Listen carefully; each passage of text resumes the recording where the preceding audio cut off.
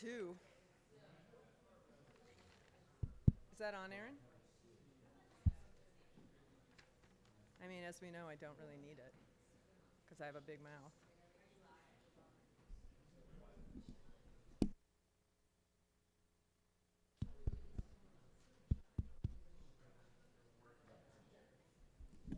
Hello. There we go. Hi, everybody. Hi. Wait, hold on. So, I think pretty much everybody knows who I am here, but I'm going to do this anyway just because. Hi, everybody. My name is M.K. Guth, and I'm the director of the Hallie Ford School of Graduate Studies. Before we get going tonight, I want us to take a moment and recognize the place that we're standing. This place right here, PNCA, middle of Portland, the middle of Multnomah County, and recognize that we're standing on the lands, the ancestral lands, homelands of the Multnomah, Clackamas, Tumwater, Chinook, and many other indigenous nations of the Columbia River Basin. And it's important that we acknowledge the ancestors of this place and recognize that they're here because of sacrifices that were put upon them. And in remembering these communities, we honor their legacy, their lives, and their descendants. And I say these words tonight because I have to ask myself, why do I say these words? Like, why do we do this? And I say these words because I believe when we speak words that it incites action. It focuses our attention on something. It pays homage. And it reminds us of the work yet to be done, the work that needs to be done. And I feel like with the Hallie Ford School of Graduate Studies lecture series, when we're here to talk about artists' work, about issues around social justice, identity, cultural conditions, we hear scholars and designers and artists speak, that it is right to think about the conditions of the place in which we stand. So that's why I start out saying these words. So this is the first of the spring Hallie Ford lectures, Hallie Ford School of Graduate Studies lecture series. So we start out tonight. On February 5th, we'll have Legacy Russell, who is the curator, the curator of the Studio Museum in Harlem. And every week throughout the semester on Wednesday nights, somebody will be here giving an amazing presentation, amazing talk, and engage you in conversation around art, theory, design. But tonight, for me, this is a really special night, and I'm really excited to introduce you to our speaker this evening, Rashon Griffin. I've known Rashon for quite a while, since 2008, when I first saw his work at the Whitney Biennial.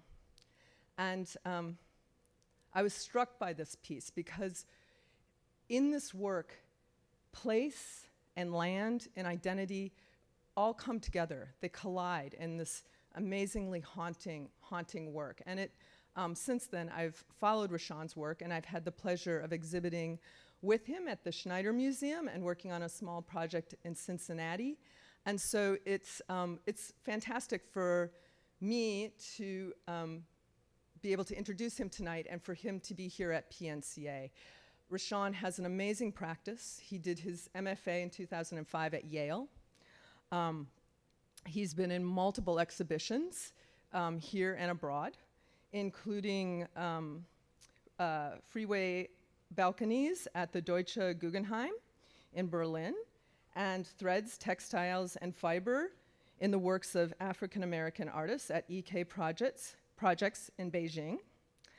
He recently had a solo show at the Nerman Museum of Contemporary Art, and he was also recently in Minimal Baroque at the, hold on, I've been practicing this, the Rønbækshøj in Denmark.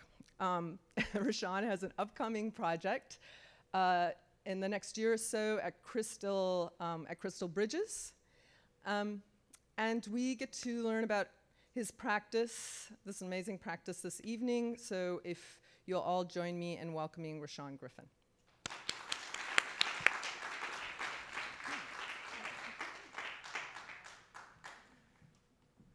Hi, everyone. Thank you for that beautiful introduction. And thanks for having me. Can you hear me? Everyone can hear me? Just speak up if you cannot. Oh, I'm going to move that so that doesn't happen. I am going to get started talking about my work and my practice as an artist, and it is not in any sort of chronological order. I'm going to kind of jump around, and in a way I kind of talk around things to kind of get at the point of things. But if you have any questions or comments about anything you're seeing at any point, just raise your hand and ask me. I'll slow down or stop or change directions. But I don't know. It's always kind of interesting for me to find the right way in which to articulate where my influences are coming from. What you're looking at here right now is not my art.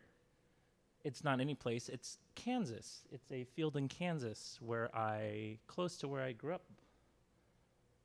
And how I actually got to Kansas, I'm going to talk a little bit about myself for a second. My father, actually both of my parents were at some point air traffic controllers.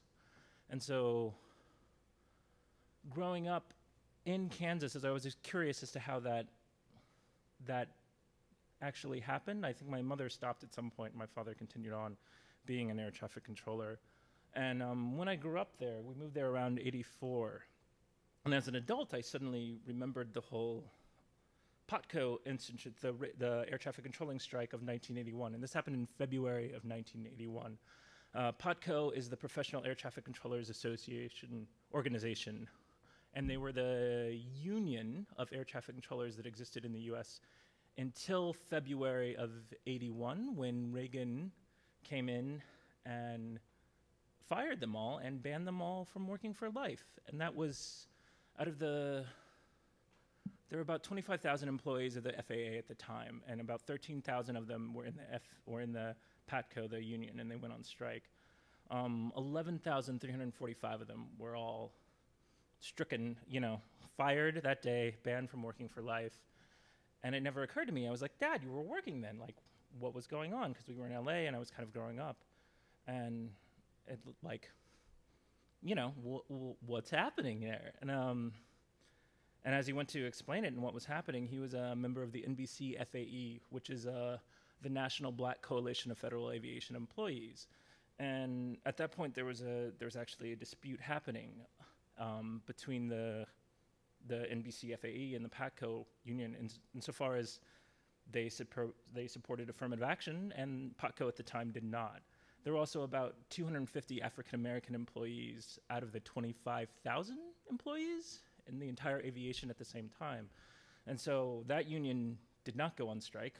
My dad went to work that day, and everyone else did. And literally, it's actually horribly tragic. Well, maybe tragic is the wrong word. It's just everybody, like my father, a lot of those people were Vietnam veterans, like people coming from that learned their skills of aviation from a much lower class to have a better quality of life or whatnot.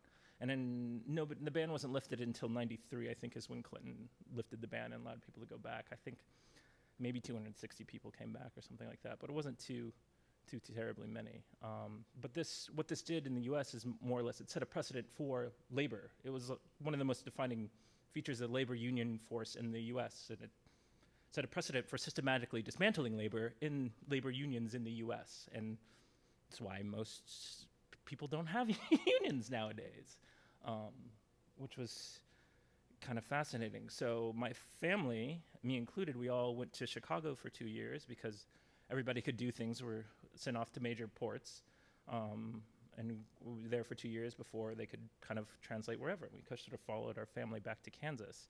And that's kind of how, it's a long way of saying, this is how I ended up in Kansas, where there wasn't too terribly much to do, but it was kind of fun and interesting. And I'm just going to kind of go on from here.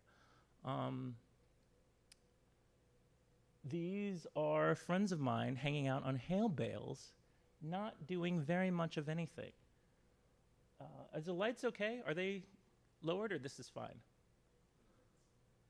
This is quite all right either way. No, I was just asking about the lights. You guys can see okay, right? Just lowering them a little bit. All right, thank you.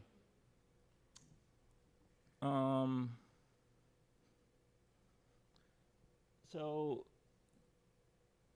I'm gonna start here, kind of go around, and I'll kind of come back to here eventually in the talk. These are a couple friends of mine. That is Danny on the right, whose last name is Volin. That's Josiah on the,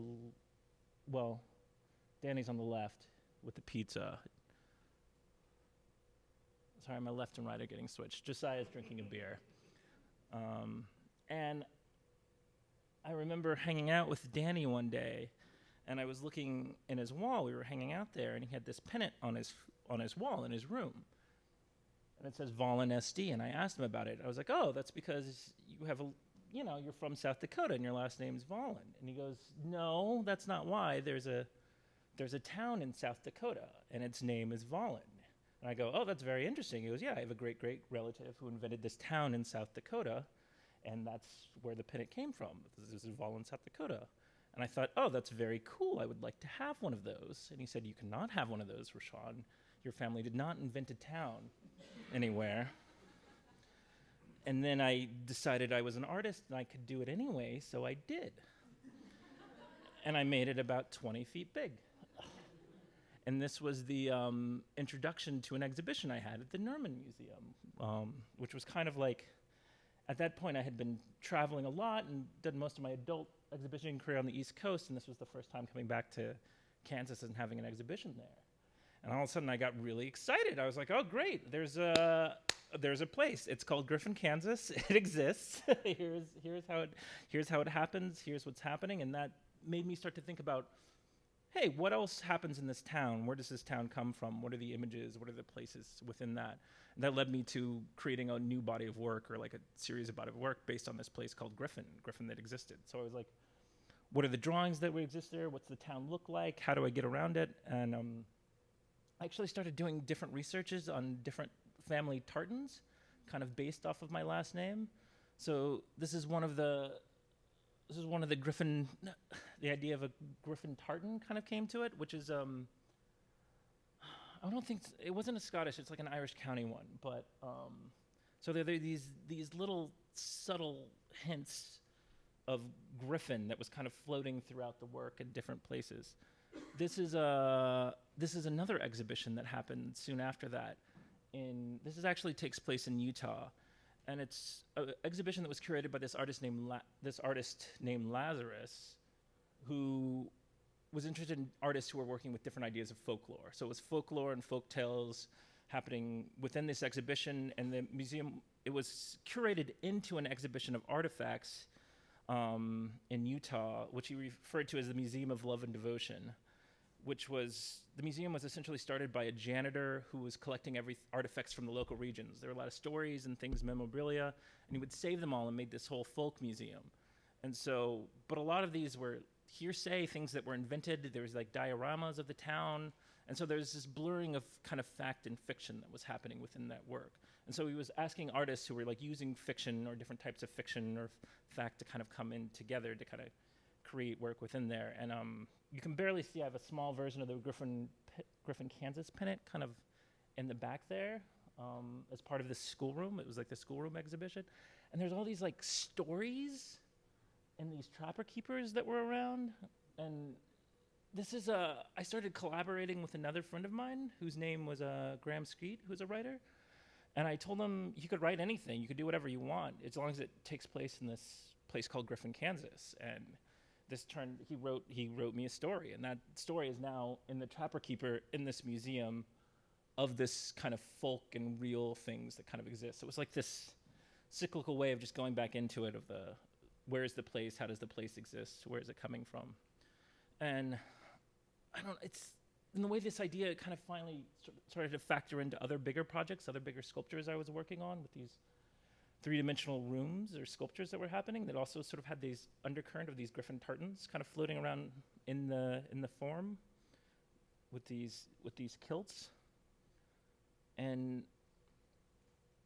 I'm throwing in some new work here just for the fun, just to see what happens with it. I think what I came across on this piece, because I knew there was going to be an outside and an inside, and I was trying to, I don't know, there was something very official and almost in a way sort of like as close as I can be to like didactic in terms of the information you get from looking at a piece. And I wanted something very opposite of that to happen on the inside. And this is the inside of that same sculpture as when you're looking from the outside, like if you stick your head in through the door. And it's all stretched with this kind of silver reflective metallic fabric. So when it's stretched, it kind of looks like wood, but you can kind of see through it. And there's a spotlight in there that slowly changes colors over time from one to the other. So just depending on where you're going, it's kind of coordinated. And I should mention there's also another sound piece by the same writer that takes place in Griffin, Kansas, kind of plays on the inside of the room. So it's a little bit like a sound room. There's like a speaker component that happens within that. And so that's a long way of me like tracking one idea in multiple forms as it goes throughout different iterations and different things. This is another view of the installation. I kind of made this sculpture too to like just be shoved in the middle of a hallway. So you had to kind of like, I don't know if you can tell, but you have to kind of like sneak around it. Like there's no way of getting a full view, vantage point of the whole thing. And so I'm working with space, I'm working with sculpture, I'm working with sound, I'm working with light, I'm working with all these different things all at once to create something kind of experiential in a way, something that exists as something else than what it was before. Am I making sense? You guys follow me? It's okay? All right. I want to talk about this for 1 second, because why not? There's I was sent this catalog for a lot of times in museums and exhibition spaces, they have these benefits where they ask artists to contribute a piece and you send something back, and maybe it's in a catalog or something, and it supports the institution. It's sort of like a donating type of thing that happens. And so they sent me the catalog from the last exhibition, and I sort of like the idea of being helpful, like when I can do something useful. And so I went through the catalog and sort of came to a conclusion of what type of work was in there. And there's actually a lot of ceramics, a lot of pots, a lot of flowers. So I cut up the magazine and made a collage of the last one and sent it back into the auction. And they liked it a lot. And I was having an exhibition there, and there was a side room to it. And so I made like about 20 or so more of those, like collage kind of structures, these kind of ceramic sculptures out of the magazine. And then I displayed them in the museum from the space. I say that only so far as like this is the closest work I would call a site-specific project for me. I think a lot of my work has to do with site and has to do with space, but I always think about it as being very reflexive, but at the same time, like, I can move it. Same way, like, you can put, like, a different outfit on a different person. It's still the same outfit. I think about it, but this is very much tied to that place, that specific place, that specific thing. I think there's, like, I don't know, there's a, like, it has to exist there because it deals with that history. I'm going to jump back very early now to a piece I made when I was pretty young. Well, it started officially when I was pretty young, and I exhibited it later. Just to give you some background on myself and my work, I am.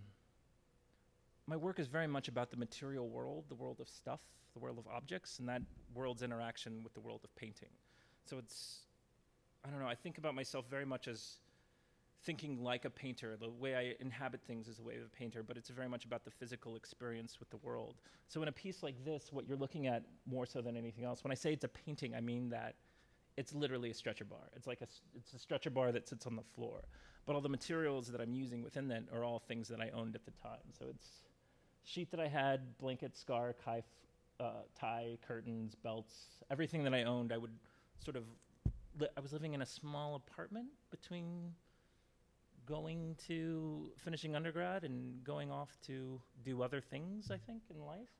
And I was trying to figure out a balance between how I was living and the things I was making, and what that actually meant, and what it meant to be an artist out in the world. And so I would make these floor paintings, and I would sometimes sleep with them, I'd live with them, and then I'd take them apart and use the curtains and redo something else. And so they would change every time. There was kind of this living and dying moment that kind of existed with it. So I would make these works, and they would sit on the floor and exist. And then then they'd kind of go on to do other things. The thing I noticed about this piece in particular is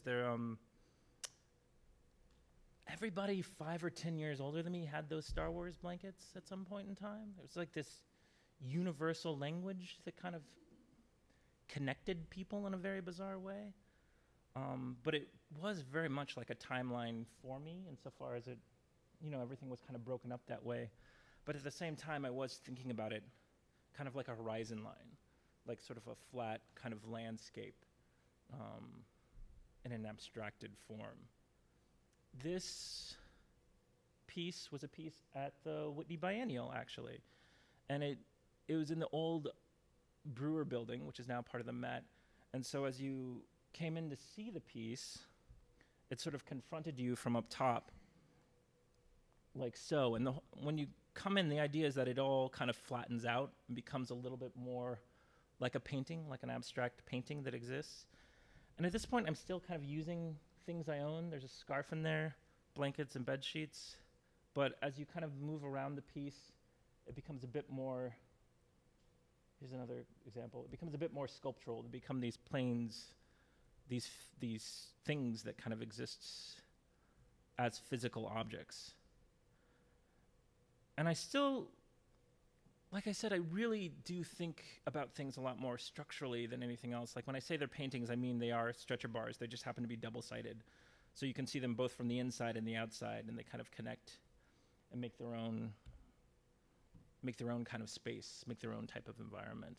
This work was, it's funny, I emailed this gallery like months and months in advance being like, hey, I'm gonna hang from the ceiling, it's fine. I'm like, yeah, sure, it's fine. It's like, yeah, a few weeks before I emailed again, like, yeah, this is what I'm gonna do, the ceiling, yeah, sure, it's fine. And I get there to install, and they're like, we cannot hang from the ceiling.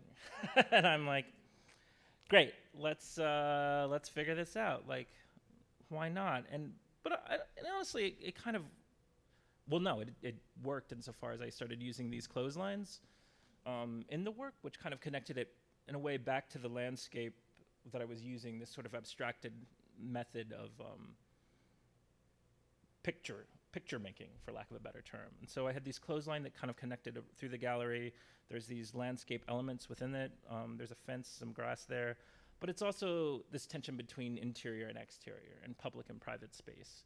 And I think that's very much what was happening within this piece as well, because what you're dealing here is a very public space. It's very polemic. You can walk this way, you have to walk this way, you have to engage with it in a very specific way. And I was always interested in what happens when you take something as subjective as painting or abstraction, where you really have to deal with an artist in their own language and how they're doing, how do you put those two things together, and what that means, and if that means anything per se. This is an early piece. It's actually the final piece I had at graduate school. And so this is the first time I was using the banners, the pennants. I call them banners. They become a bit more like pennants later on when they're actual pennants. But what I did here was I made drawings of the space, and then I would redraw those drawings in simplified form, and I would kind of keep doing that until they became these kind of very stylized forms that were up there, and very simple and very minimal. And the same thing happens. You have to enter into this gallery through the top view. So as you come up here, these kind of face you, and you kind of look down into the gallery. And when you come into it, this is the view from down below the gallery. So you can see the top of the pennant up there.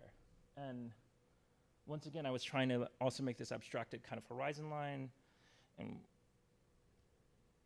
this intimate space, this interior-exterior were these two visual forms I was kind of dealing with at the time. But I also, this installation had this really intense, sweet baking smell. This sculpture down at the bottom is actually, it's made out of fig Newtons, like the little the little cookies. So you would just kind of like start at the top and like go all the way up and down, all the way down. And so like it's not like they aren't cookies; they're fruit and cake. But depending on how they baked up and where they were going, it kind of created this whole pattern that kind of existed. The craziest thing is this piece still looks exactly the same. There's so many preservatives and that stuff. It's remarkable. I know it's going to turn black eventually, but it just hasn't. It's just like petrified. It's quite lovely. But I don't know, the whole studio, the whole exhibition kind of had this smell when you entered into it. This is another piece that was actually in the gallery. It was one of those pieces that everybody just kind of walked by, like nobody kind of noticed, because it sort of made a wall of denim and put that in front of the other wall, so it kind of would change the whole environment, the whole piece, but it was also like not there at the same time. And it was interesting because I was in sculpture at Yale at the same time, and I was talking to this artist and critic. Actually, yeah, it was Collier. Collier Shore mentioned this to me. The boys in that department were making very much male worlds, and the girls were somehow making these kind of female worlds, and there was a certain the history of where I was, food and fabric and that sort of thing. It has a very different decorative arts or feminist history that was kind of engaging with the work, which was something that was just kind of happening. I was noticing it was developing through the work at the same time, but also had me raising the question of what masculine and feminine, what do those actually mean in regards to an artwork?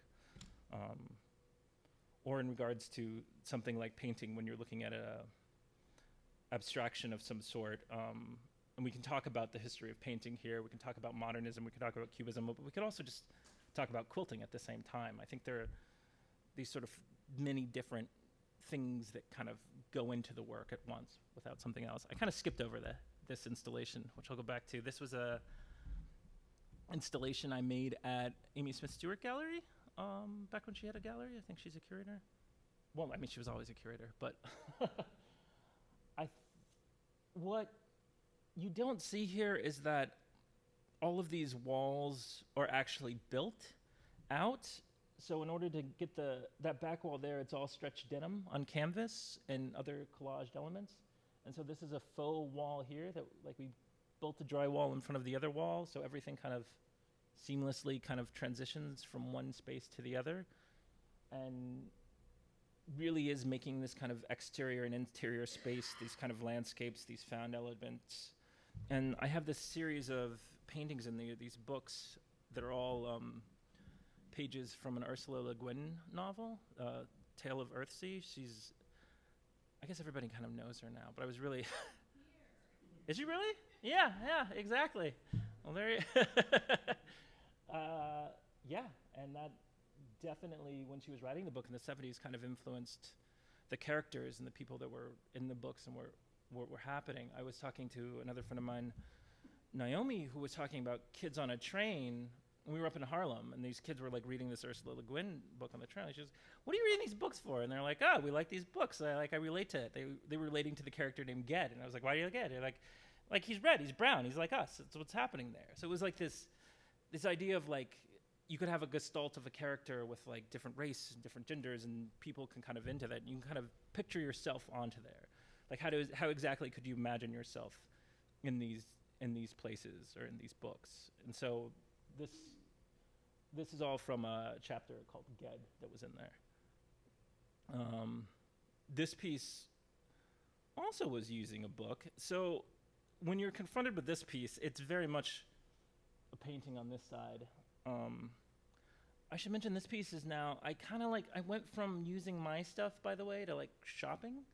I kind of got into buying things and finding things, but I also would give myself certain types of restraint. In this case, this is a company that only makes pool top table felt.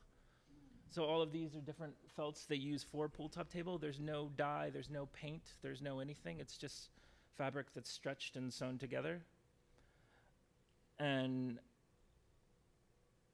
the idea is that it looks like a painting, more or less, unless you get up close to it and has this kind of intimate feel, this kind of otherworldly feel, and I kind of created this shelf on it too. And this is that book is actually by Samuel R. Delaney. The title of this piece also comes from the book Home and a Stranger, which it's from the book The Stars in My Pocket Like Grains of the Stars in the Sky Like Grains of Sand in My Pocket is the title of the book. It's a really beautiful book that it's actually, like most of his books, pretty intense and layered, but also posits this idea of, rather than identity being fixed, culture kind of is happiest when it's in flux, if that makes any sense.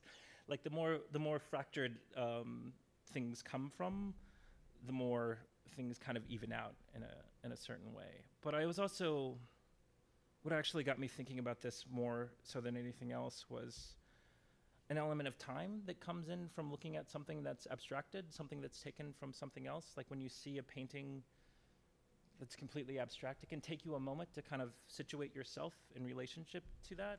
And that's very different than pop art, than looking like, say, like a Campbell's soup can. That's like the idea of pop, that it's immediate. We could stare at it all day if you want, but you're almost missing the point, kind of. It's like, we know a soup can, it's there, it's happening. It's an instantaneous time moment.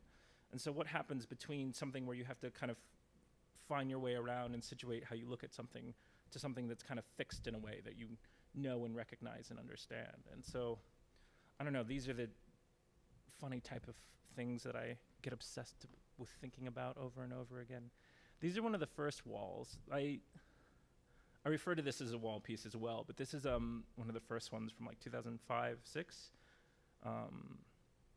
where I really wanted to change the architecture of a space, but also have a contained object. And once again, these are double-sided stretch paintings. They're paintings with stands on them. And it's denim. These have a lot of pockets. And I would make drawings, once again, of the space or things in this space, simplify them to these simplified, abstracted versions, and then put them back in this space within that. So as you kind of walked around, they would change a little bit. Once again, there are these grass elements, these kind of pictorial, painterly elements keep coming into it, with these kind of very personal items, things from my own life, blankets I had, things that were out there. This piece, I was just going to say, I really did think about them as having a front and a back as well. So like this would be the front and this would be the back, where you'd have some other type of information within those. So even though they were sculptural, they had this relationship to painting. So I got obsessed with tassels for a while. And I still am a little bit obsessed with tassels. They're kind of a pretty useless object in a way. It's this like middle class idea of a high class thing that used to be a cultural signifier for, and still in some ways is, but isn't at the same time. I was talking to another friend about carpet, like trying to find different carpets. And the only way you can find like neon and bright carpets is if like really cheap or really expensive. Like there's something about beige and interior design that like it's all the same. Like you can't, like in order to get something that is more saturated, has more pigment in it, you have to look around for this. I mean, these are the things I obsessively think about. It's like why I got stuck on pull top table felt. I was like, they're putting so much color in this. Like, I don't do that, like unless you can't afford it or whatever. So this was actually a piece I made in response to work by Singa Ngudi. It was a 2-person exhibition at the Studio Museum in Harlem, where if you don't know her work, it's fantastic. She's a lovely human. Her work is very much about its relationship to the body and the body to space. She started her career actually off as a dancer, her and Marion Hassinger and a few people, but I think at the time in the 50s and 60s in Los Angeles, there weren't any representations of African-American people as, like you don't have the right body, and so a lot of those people went on to visual arts and would make art. Even Marion Hassinger's early work, I think both of them pertain to the body and different things happening within there, and I was sort of kind of really interested in that time, like West Coast assemblage was happening, because you have David Hammonds was working there, Marion Hassinger, Singa Ngudi, But also Bruce Conner and was working out there at the same time, like a lot of artists working with the cultural landscape, the social landscape, and trying to find a way to make that equal with their own practice and what was happening within there. So I was happy to do that. There's also some text in there. I don't know. I don't think I said this.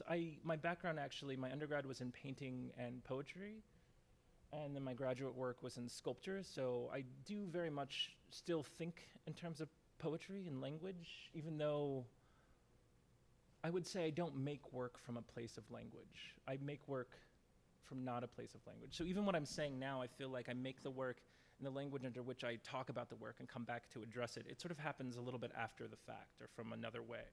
It's sort of like the longer you do it, the more you kind of understand where your impulses are coming from or what's happening. I say that only so far as like the language here I'm writing, there aren't quotes per se. Like I wasn't interested in living in a quotated language. I wanted to write my own language, but there were also words that I could kind of find and pick up. The way I would collect tassels or other things is also the way I would kind of pick up the language to articulate. What you're seeing up there right now is actually a piece made of dandelions, like dandelion strings. You know, when you're a kid and you make necklaces, you tie them together. And so this piece, it's sort of a constellation that it would exist at the time of the opening of the show, and then over time it would kind of break and fall apart and kind of die as it got drier, and like it get taller and taller till they would just kind of break and fall down. So it was this, I don't know, I was kind of interested in this lifespan that the work had. It lived and then it died and then it was kind of gone. And all this is kind of leading me at some point to finding a way to deal with the landscape more directly, in a way. And it kind of brought me back to this video piece, which I'm going to show right now. And it's only 3 minutes long, so it's pretty quick. So bear with me.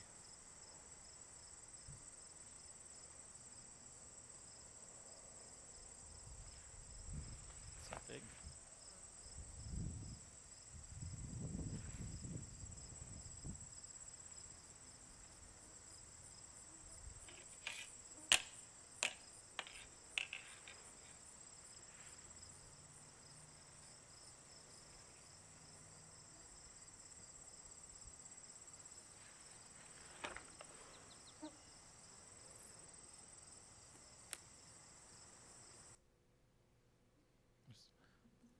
Three sections.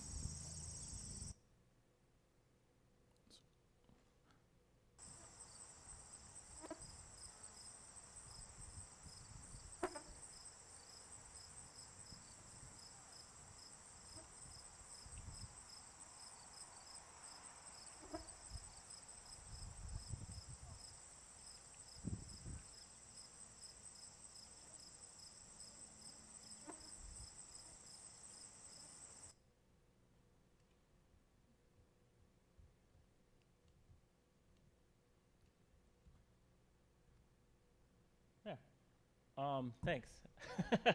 That was,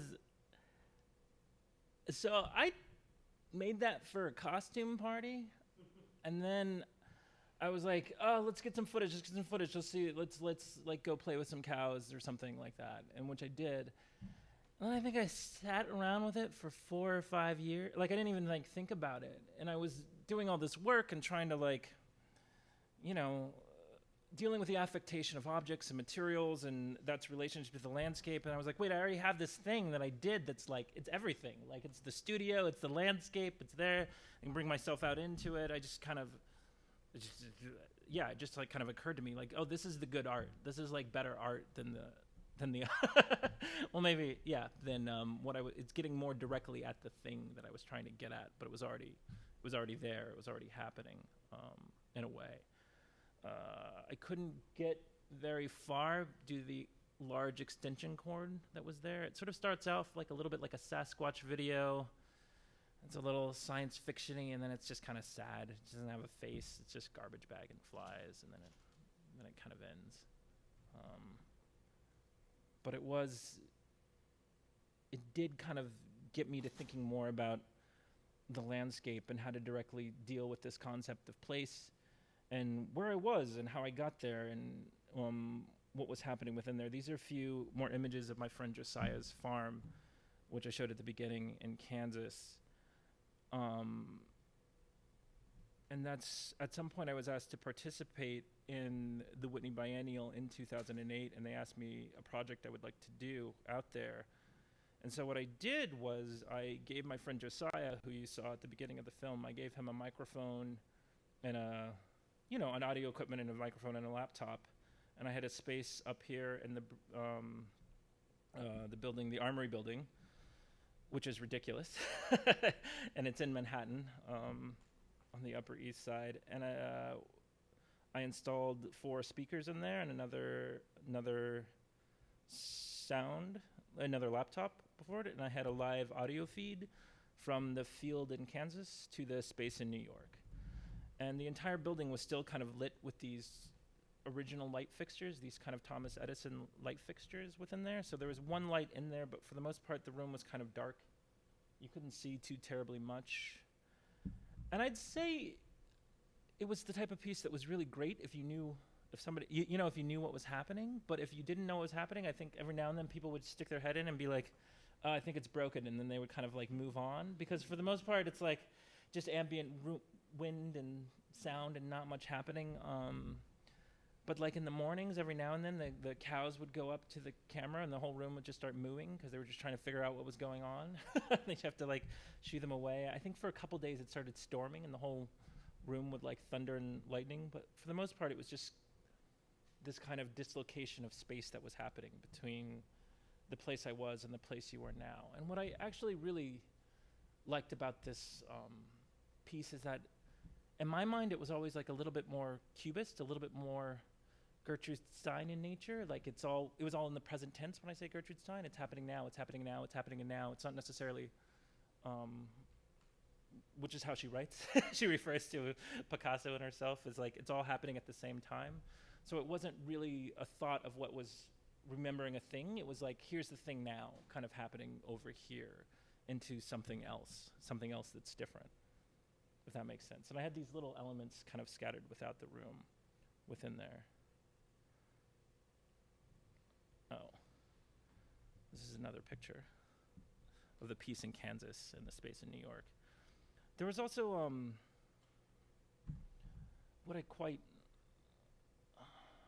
I always talk about this idea of Frankenstein a little bit in relationship to the work.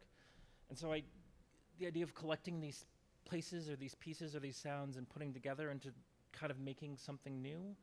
And though it's, on some level it is kind of interesting where this arm came from and where this leg came from, I'm always interested in the new life. Like I like the monster. I like Frankenstein's monster more than the history of the thing, if that makes any sense. And so I feel like this was kind of getting more closer at something new from something else that exists.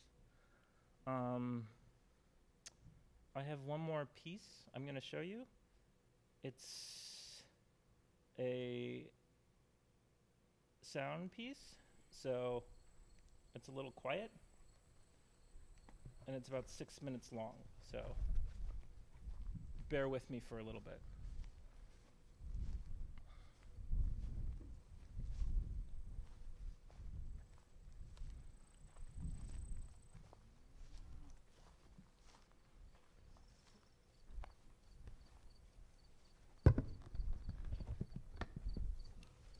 It's pretty quiet at the beginning as well.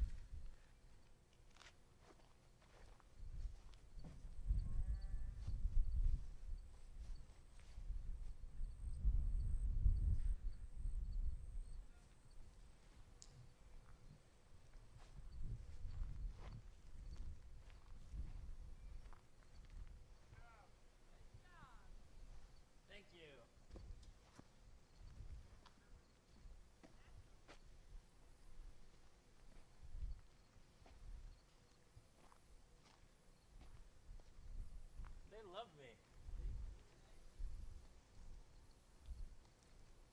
I was just walking down there, and then they all ran away, and then they were all just like staring, just like, and I just like stood there, and this was going on for like 5 minutes. We were staring at each other, and then I picked up a stick because I wasn't too sure what cows were like. I don't know why.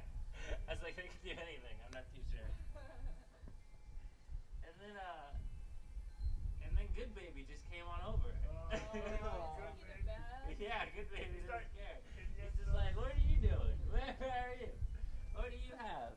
I'm smelling you. Is that rubbing you stuff? Yeah. He's the best. He's never gonna get killed. He's just gonna be up there. He's gonna be on our farm forever.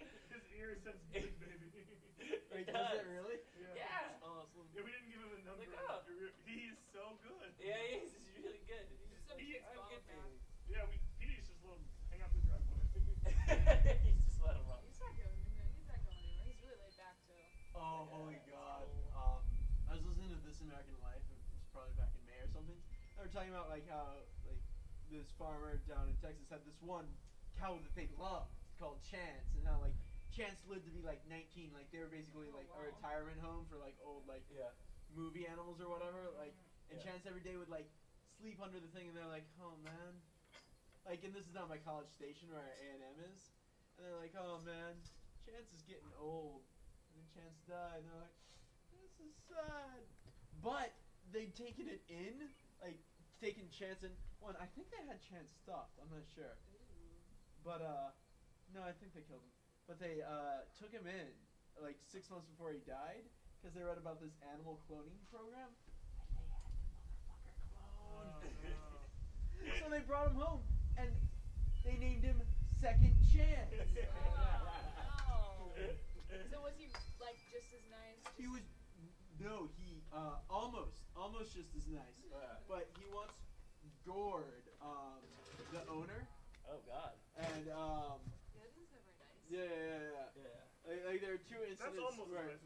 he was not nice. nice. But when they first brought him home, he like sort of looked around the farm and was just like, I'm gonna sit in that tree. or under that tree. It was the exact same tree, and it was just like, boom, and they're like, it's Chance! Yeah! He's alive! So, what's the damage? How much does it set you back to have your favorite cow? Because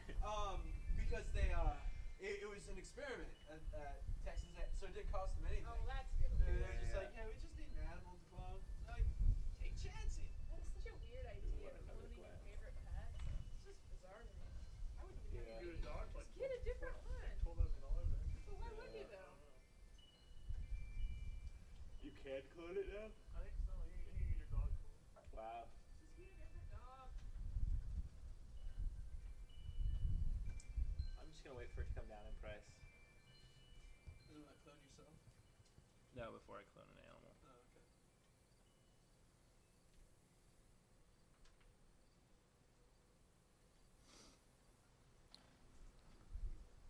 Thank you. So nice.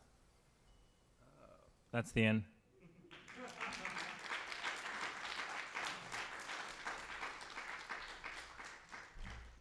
Are there any questions or comments?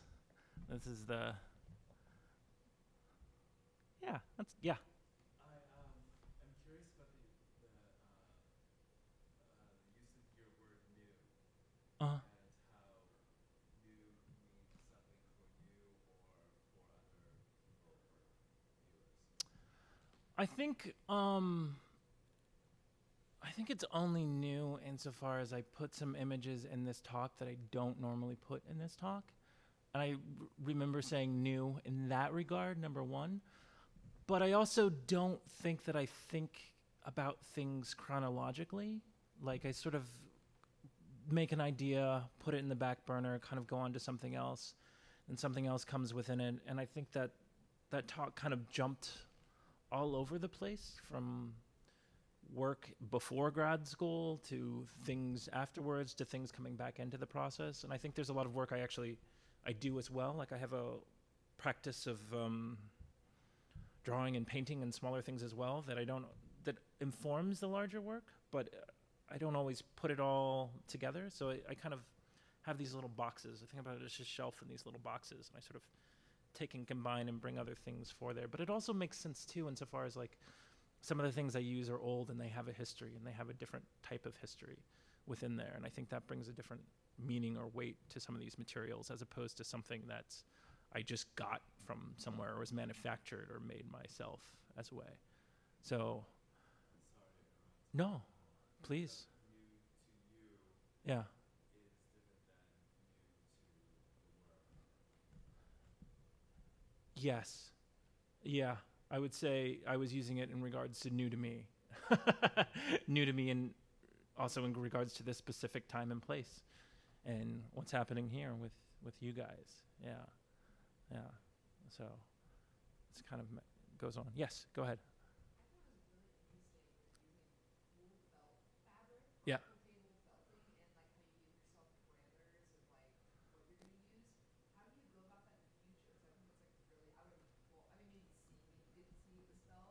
Yeah. How do you go about sourcing those types of materials? And would you be interested in like used material versus like something manufactured with just color or pattern types of things like that?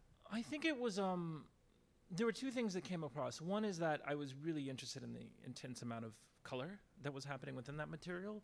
And it, like when I was a painter, it was almost strictly black and white, very gray, very dark. And there was something about my undergraduate degree was in painting, and then I had a very specific palette in how I worked with materials. And I think it was when I went abroad and was sort of removed from all that I had to source other materials, and I began working more in the world with things that exist, that were around. And that's the first time I remember making those beds where I was like, oh, I need color. How do I find color? Where does color come from now that I don't have the option? And suddenly the palette of my work changed. It was like a totally different thing, because I was, you had to go out and find things that sort of contained that, rather than kind of making them yourself or finding the other ways. And so I think within that, I always, I like to think about it as a little bit like a Escape from Alcatraz, So you have a spoon and you have like a poster to hide what you're doing, but you gotta figure out a way to get it done. So with a set of parameters, like all right, you have fig Newtons. What are you going to do? How are you going to make this image work? How are you going to translate this thing that relates to yourself and relates to your body, but at the same time creates this kind of communal language? And I sort of like that tension that happens between something that can be more subjective in a way, like painting or abstraction or something else. Like here's something solid for me to push against. And so those things I always found, I don't know, I just find those things kind of exciting. In a way too, it's like game playing. You know, you set up a game for yourself and you kind of just keep going. Go on. Yeah, yeah. Yeah. What? Like, did you just go to the store and buy them, or does Yeah. do you have access to like this? Yes, Costco. I think the time was, I think I got specifically a Costco membership for the amount of fig Newtons that I needed, you know. I thought I didn't end up writing to the company because I wasn't sure how positively or negatively I was going to be displaying fig Newtons. It's also one of those things that like young kids eat them and old people eat them, and then there's this gap of like knowledge within there. So it's like time comes back again. So everybody knows them. Everybody sees what's happening, but it's like this, I don't know, like a weird memory is tied more to smell, I think. It's something I heard more than anything else. And so it's a very specific moment that was sort of happening. Yeah. Yeah. Go ahead. Does the grass have a specific symbolism, the way you use it?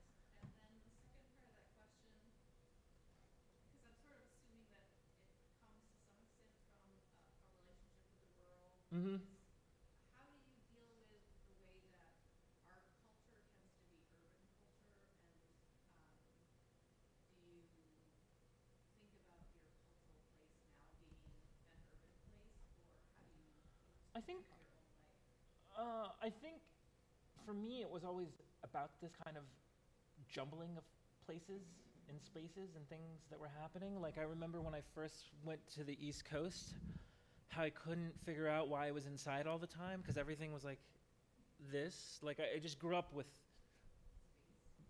like sky that just kind of like you see a storm coming from.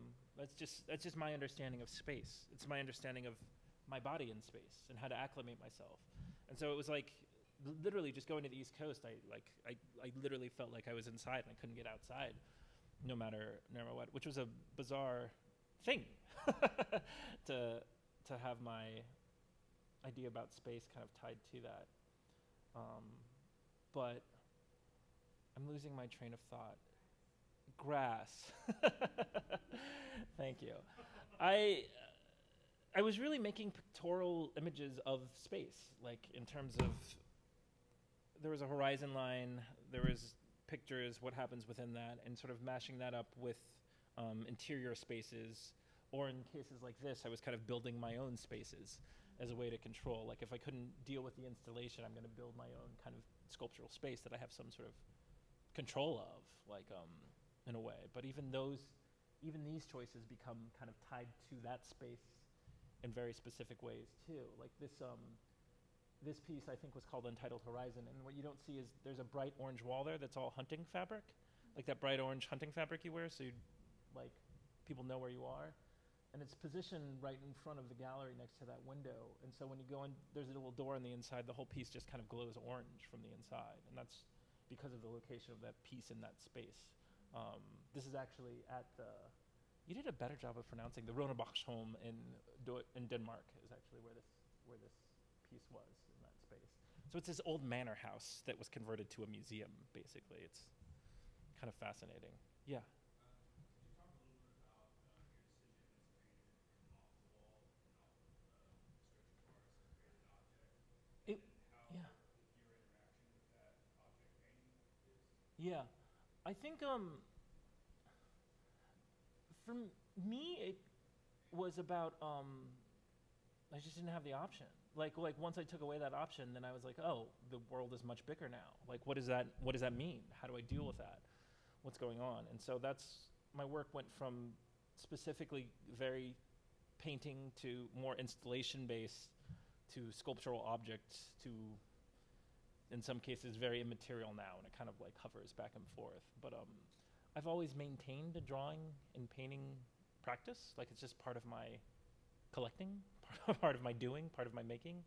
And so I can take bits and pieces from different things and kind of put them out there in different ways. And so for me, it was a very natural progression, I think. But yeah, it kind of worked out that way. What was the second part of your question? And then kind of the way the viewer interacts with these objects. Yeah. In spaces where you talk about the viewer having to like stay around them.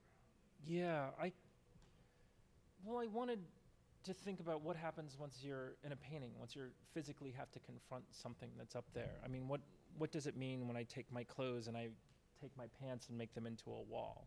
I think there's a relationship to the body. And it was sort of like I came into minimalism by accident. Like I didn't mean to have that conversation about the body and architecture and how you move around the thing. It just sort of happened in that way. And I don't know, there's something kind of nice about this kind of something that's not necessarily associated with this hard-edged structure of space to something that's more intimate and has some other type of connotations. Like a lot of my professors and people I was studying under, there was a very hard like line between the sort of conceptual practice and the subjectivity of painting, and I think that was their baggage. It wasn't really my baggage. And so maybe like I feel like I was being a little bit stubborn, maybe a little bit ornery when I was like, well, I'm just going to use my stuff. I'm going to see, I'm going to see what's going on here, and finding ways to kind of, make myself be known. But that also factors into the Griffin work too, where at some point I'm just, you run out of things. You just kind of invent your own. There's this quote from this movie, The Watermelon Woman, where it's like, if history doesn't fit, invent it. Like if you can't find your, if you can't find what you want to fit that makes you just kind of make your own. And so I kind of like, I don't know, I feel like that's my philosophy a little bit. And you do it, and then you kind of find new ways of doing other things. Got to keep going. Yeah. I have a couple questions. Go for it. One of them is about the reveal. Yeah. So it's been my experience with your work, with the exception of the drawings, Yeah. that it's a really slow reveal. Yeah. Like, it's like the more you come back, the more of the work starts to announce itself, to punctuate itself. Uh-huh. And it doesn't matter if it's the more sonic pieces or the textile pieces. Yeah. Like there's this process of reveal. Yeah. But that for me shifted when I first experienced your drawings.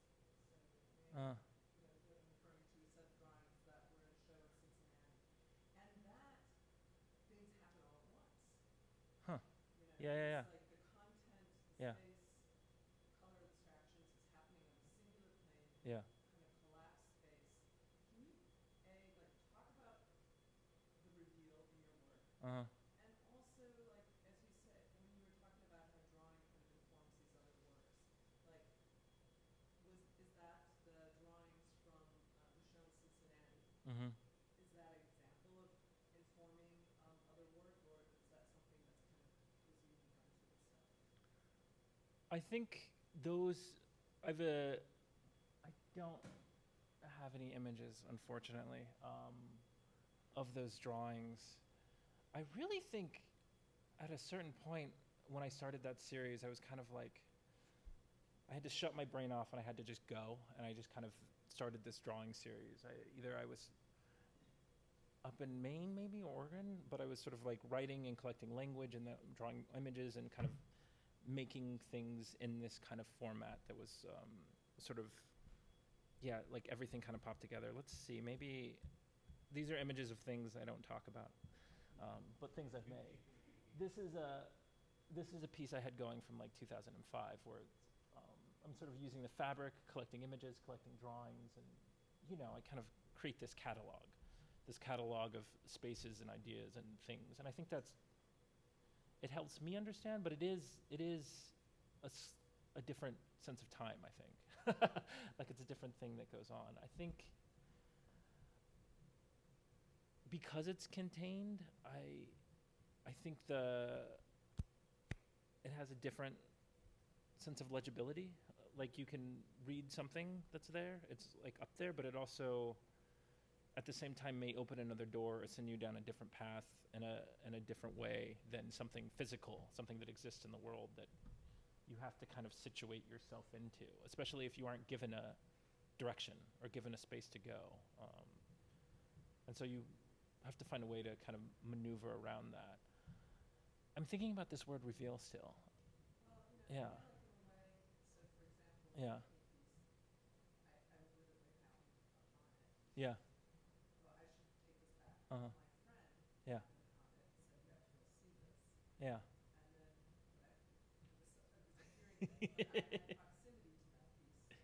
And Yeah. so I went back many times, and over time, it reveals itself Yeah. in all of these different ways. Like you're kind of rewarded. Yeah. Yeah. And it's the same with the sculptural pieces. Like one can contemplate this, one of the sculptural pieces from a distance. Yeah. And but it's only through this kind of physical investigation Yeah. that the work reveals itself. It reveals itself kind of slowly and over time, and is contingent on the amount of work Mm-hmm. that the viewer puts into it. Yeah. Which I don't. I always. is very different than the drawing. Yeah. Or media. I sort of. Maybe I'm just gonna separate the two for a second. I like that sense of time. That I like that something has a thing. You can look at it. You can see it. You can take away. You don't have to go deep. But I like the idea that something can reward you over time. That there are a few different layers that come out, both visually, physically, but also like how something smells, how something wraps up, the connotations that come. I think all of these choices you make kind of carry weight, and I think the more I do it, the more it kind of adds up into itself and kind of turns around and into it. And even like some of the sections of that one piece where, I take sections from other things and kind of repurpose them, and they kind of have a new life, and so they have their own history in the work itself, as well as the language that happens within that. And I don't know, I like that things can have their own lifespan, for lack of a better word, can have their own way of existing. And so that's kind of, there's something kind of fun about that. The drawings are a little bit more direct, I think. But I do think, Or at least immediate. yeah. Maybe not so much direct. They're a little sneaky too. But Yeah. I think like in a piece like this, I'll have something that's kind of directly there, like drawn and seen, and then some things are collaged into it, and some things are kind of removed and then removed more, and then you have something that's completely abstract at the same time. And so I sort of like this generational abstraction, for lack of a better word, of like what can start out as a drawing may end up as like a line or two in another piece, and may end up as just a horizontal line, like for example in the denim piece up there, with this guy in there. And so I don't know, I always try to play with, it's almost like composing music, like you can't have it all happen at once. There has to be crescendos and lows and highs, and I don't know, there's something that I like about it. Yeah, I don't know if that was helpful. It was. Yeah, let's do that. one more question, since a lot of folks here are folks from the grad program, Yeah. and many of them are at the end of Yeah. their last semester, Uh-huh. and they're thinking and talking about residencies. And while I didn't add this to your introduction because I would still be introducing you, Oh yeah. because you probably have done every residency that's out there. Can you Not all. over the part of Yeah. difficult to get you Yeah. traveling all the time. Sure. Can you talk about that experience of Yeah. moving from residency to residency, and what's gained, the complexities of it?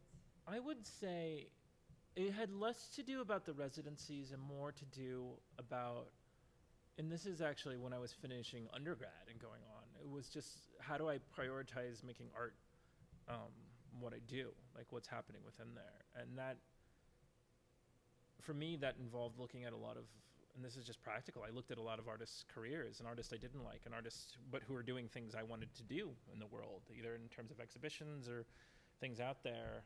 And I sort of modeled a path of things to apply to, and that included graduate school and residencies and so on and so forth. And I kind of just followed that to a degree to it at some point. I was like, oh, this is my job. I have a job. It's making it's making art.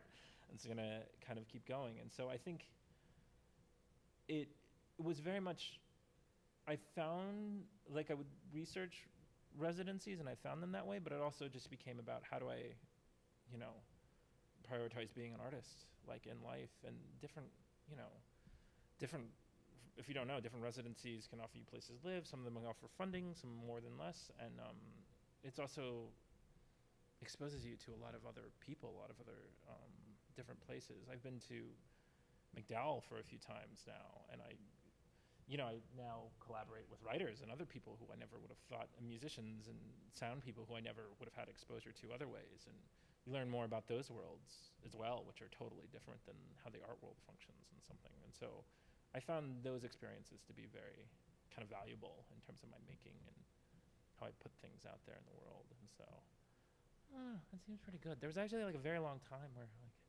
I didn't actually, I think everyone thought I was doing a residency, but I wasn't. I was just working and doing shows and things like that and kind of existing.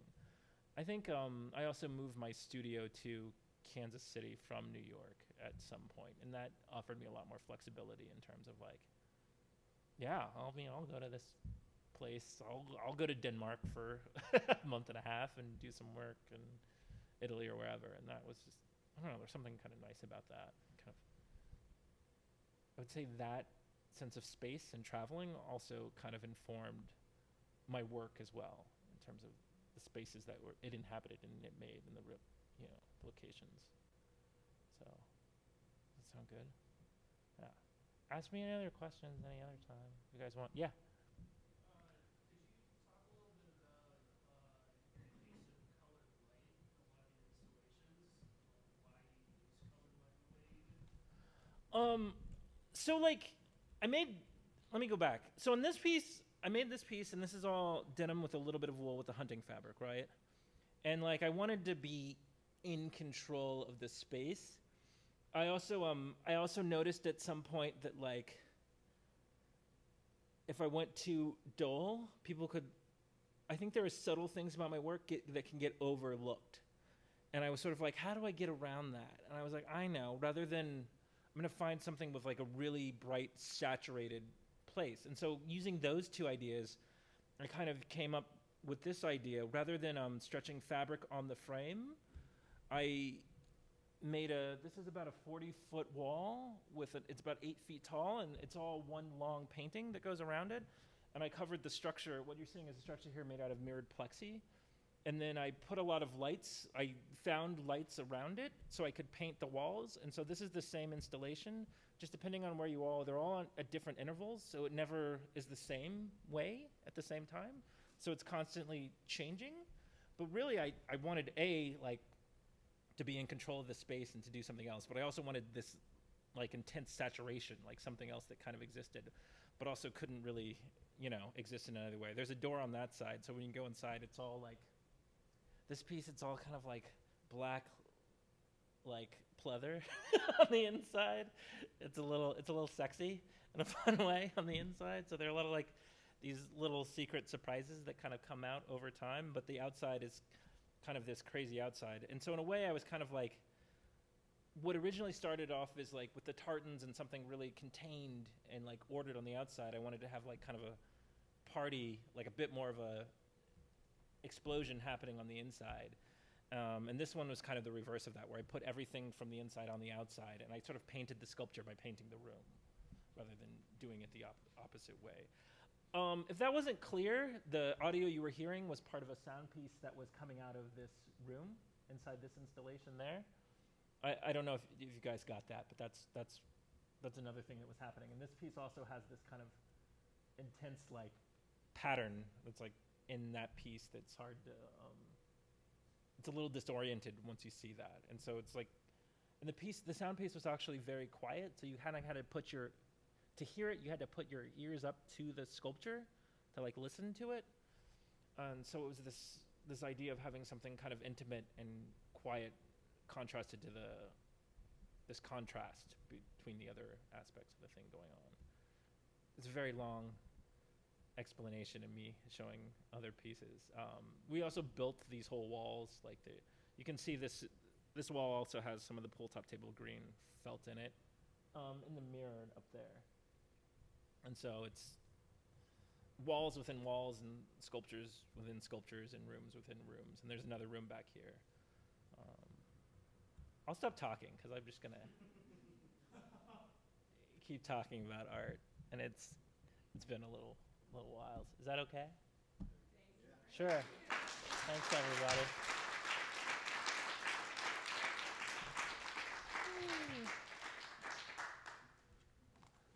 Sure.